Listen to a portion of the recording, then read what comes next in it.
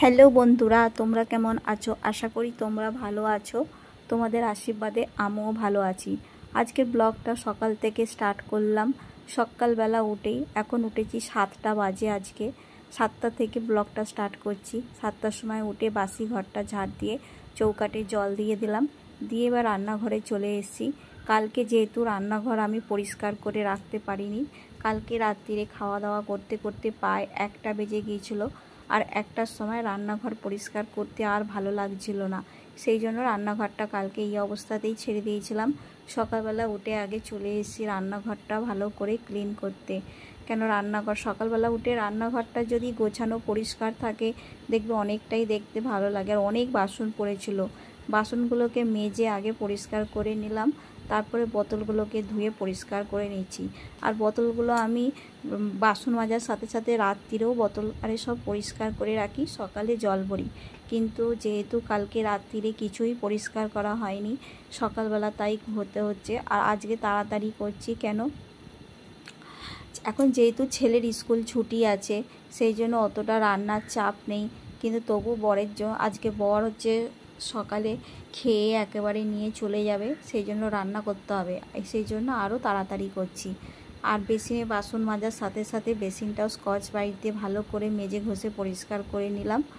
আর এই ডাইনিং টেবিলের এটা কভারটা তুলে দিলাম, কেন এটা সপ্তাহে একবার করে না তুললে না চটচট করে, সেই জন্য প্রতি সপ্তাহে আমি একবার করে ডাইনিং টেবিলের কভারটা তুলে নিই। আর জলগুলো ভরে ফ্রিজে ভরে রেখে দিচ্ছি, কেন যা গরম পড়েছে, বাইরে বোতলগুলো রাখলে জল প্রচণ্ড গরম হয়ে যায়, সেই জন্য ফ্রিজে জল ভরে রাখি। আর বাইরে এই জগটা রাখি, মাঝে মাঝে এই বাইরের জলের সাথে ফ্রিজের জল একটু পাইল করে খাই, কেন আমার ছেলের প্রচণ্ড ঠান্ডার ধার, ফ্রিজের একেবারে জল আমরা খেতে পারি না। এবার চলে যাচ্ছি গা কাপড়টা ধুতে। এবার সকালে বাসি নাইটিটা ছেড়ে এবার চলে এসেছি ঠাকুর ঘরে। যেহেতু আজকে সকালে উঠেই রান্নাঘরটা পরিষ্কার হয়নি বলে সকালে কাপড়টা ছাড়া হয়নি, রান্নাঘরটা পরিষ্কার করে তারপর বাসি নাইটিটা ছেড়ে পরিষ্কার হাত মুখ ধুয়ে চলে এসেছি ঠাকুরঘর পরিষ্কার করে নিতে। সকালবেলা ঠাকুর ঘরটা মুছে ঠাকুরের বাসনগুলো ধুয়ে পরিষ্কার করে রাখলে চান করে এসে পুজোটা দিতে আমার খুব সুবিধা হয়। আর সকালবেলাই আমি এই জন্য ঠাকুর ঘরটা পরিষ্কার করে নিই। তারপর রান্না করতে চলে এসেছি, কেন আজকে বর হচ্ছে খেয়ে যাবে, আর হচ্ছে ও হচ্ছে বড়বাজার যাবে, সেই জন্য খাওয়া দাওয়া করেই যাবে। তাড়াতাড়ি করে রান্না করছি। আর সকালে একেবারে রান্নাটা হয়ে গেলেও কাজটা অনেকটাই কম হয়ে যায়, কাজের চাপটা অনেকটা কমে যায়। সকালে রান্না হয়ে গেছে, ভাতও বেড়ে দিচ্ছি, বর বেরিয়ে চলে গেছে, ছেলেও উঠে পড়েছে ঘুম থেকে। এবার খাটটা পরিষ্কার করে নেবো আমি। খাটটা পরিষ্কার করে প্রতিদিনকার মতন ছেলের বই খাতাগুলো আমি গুছিয়ে রাখি। ছেলে বড় হয়েছে কিন্তু বই খাতা গুছোতে জানে না, ওর বই খাতা আমাকেই গুছিয়ে দিতে হয়। আর প্রতিদিনকার মতন যা ডিপ ক্লিনিং, খাটের পাশে ড্রেসিং টেবিলটা থাকে, ড্রেসিং টেবিলটা প্রতিদিনই ঝাড় মোছ পরিষ্কার করতে হয়।